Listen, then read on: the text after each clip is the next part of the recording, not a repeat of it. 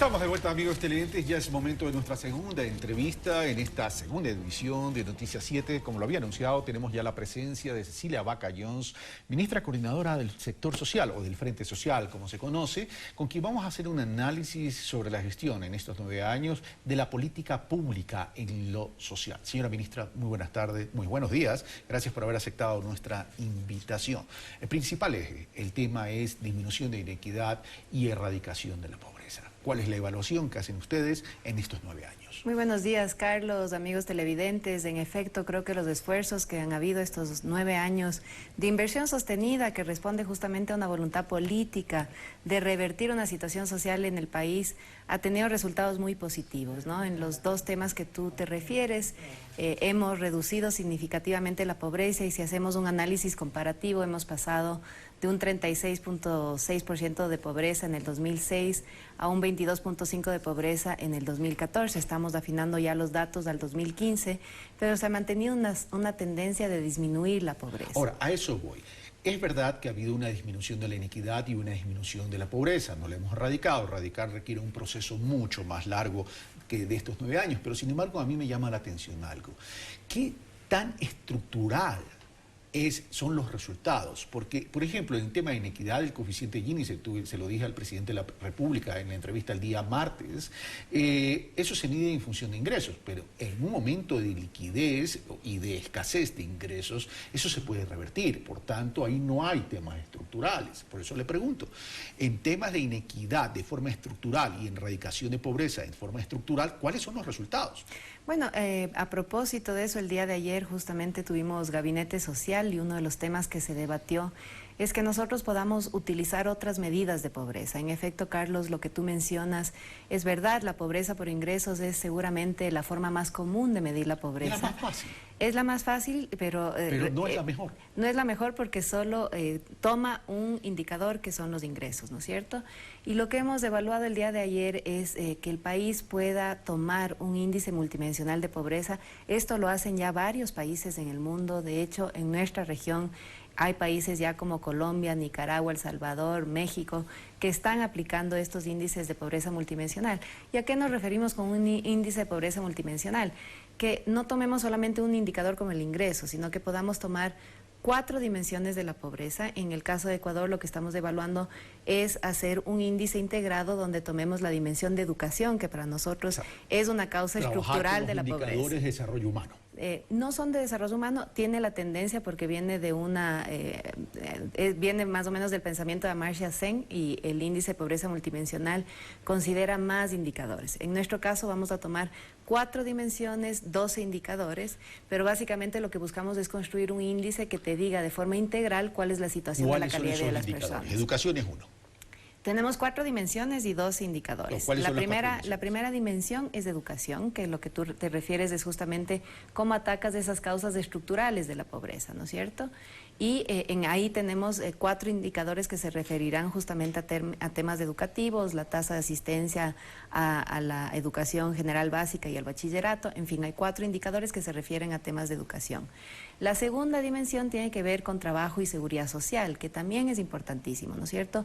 El acceso al empleo y además a las condiciones laborales que hacen que también los derechos de las personas se protejan y eso pueda generar una mejor calidad de vida en los hogares y en las personas. Hay una tercera dimensión que tiene que ver con temas de salud y alimentación y el acceso a agua, que también son significativos en la calidad de vida de las personas, y una cuarta dimensión que tiene que ver con hábitat y vivienda. Estas son las 4 dimensiones que hemos venido ya trabajando, es un esfuerzo conjunto con las EMPLADES y el INEC, pero obviamente para quienes hacemos política pública social, el tener una referencia integral de cómo mejora la calidad de vida de las personas es el fin mismo, ¿no? En ese último punto, solo una acotación rápida para irme a la primera dimensión, ahí habría que trabajar en una corresponsabilidad con los gobiernos locales, con los gobiernos autónomos descentralizados, porque no solamente es hábitat, vivienda, sino todo el componente de saneamiento y todo el componente de desarrollo urbano. Pero vamos a la dimensión de educación.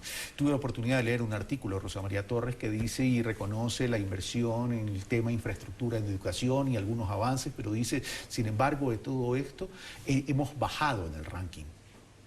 Bueno, yo diría lo contrario, no he leído el artículo de Rosa María Torres, ella constantemente es una persona muy participativa en sus críticas como ciudadana al sistema educativo. Sin embargo, yo creo que ella es la primera en reconocer muchos esfuerzos que han habido en términos de acceso al sistema educativo. Estamos claros que todavía tenemos un esfuerzo importante que hacer en términos de calidad educativa y yo creo que en eso hemos venido trabajando los últimos años, ¿no? Recordemos que hemos mejorado muchísimo nuestras tasas netas en educación en general.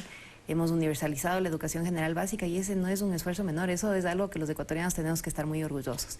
Y en el ranking, las últimas pruebas TERCE, más vale nos dicen que el Ecuador es de los países que más ha mejorado sus resultados de evaluación educativa.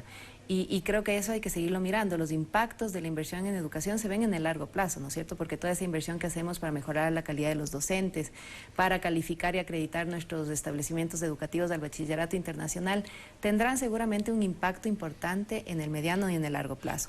Pero hay ya resultados en estos 9 años que nos ubican, más vale en los países que en la región han crecido y han tenido un mejor rendimiento en los últimos años. De esa calidad de la educación. Una cosa es la educación urbana y otra cosa es la educación rural. ¿Cómo se va a ajustar estas estrategias o esta dimensión en lo que tiene que ver con lo rural, considerando que el indicador de pobreza en lo rural, si bien ha disminuido y hay una tendencia consistente de disminución, todavía tenemos un indicador del 38% en lo rural? ¿Cómo vamos a ajustar esa estrategia en aquella dimensión en los sectores rurales que se requiere urgentemente trabajarlo?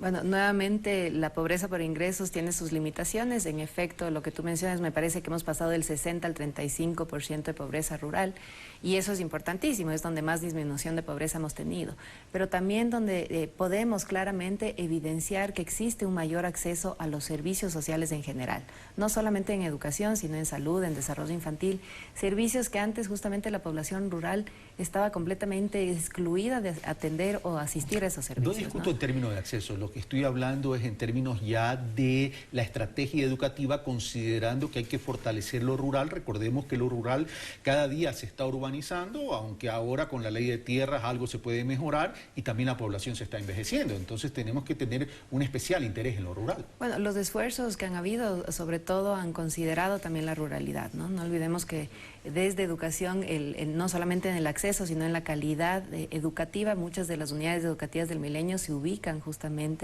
en territorios rurales que lo que buscan es que tú tengas unidades completas de educación con todos los servicios, biblioteca, laboratorios, que eran seguramente servicios que antes la población rural no podía acceder, ¿no?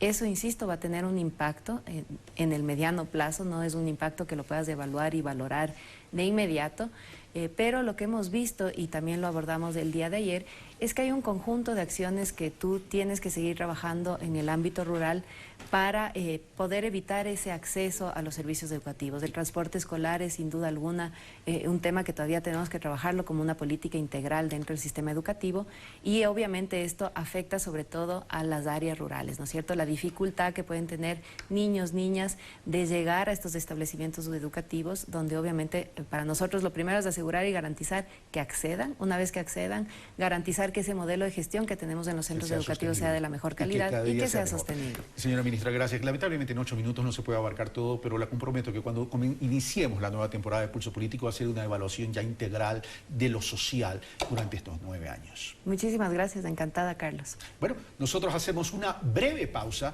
y regresamos.